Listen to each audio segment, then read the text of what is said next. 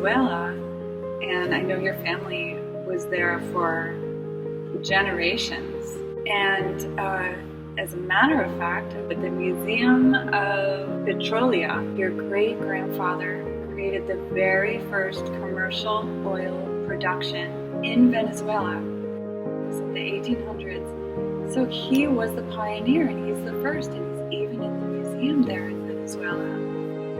And I found that so very interesting, for many reasons.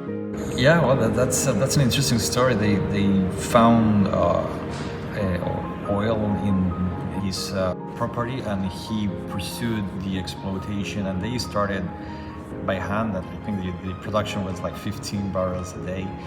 So yeah, they got into they were pioneers and got into the business of oil and derivatives. From what I know of my family, they've had this spirit of pioneering. Do you know what was going on politically at that time of your great-grandfather? Like anything about the atmosphere of that time? The late 19th century was still very unstable in Venezuela, and there were struggles to establish the republic, like a steady republic, and there were periods of dictatorships, and still Venezuela had the same issue as many other countries, even the U.S. But when they're forming, Venezuela used to be called the United States of Venezuela because they were still.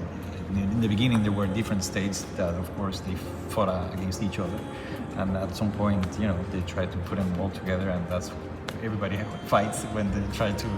So that happened throughout some time, and so that was kind of the everyday in those days, and in that area especially. The Andes, where my family come from, and it's been a very important politically. A lot of leaders, and good and bad, have come out of the Andes.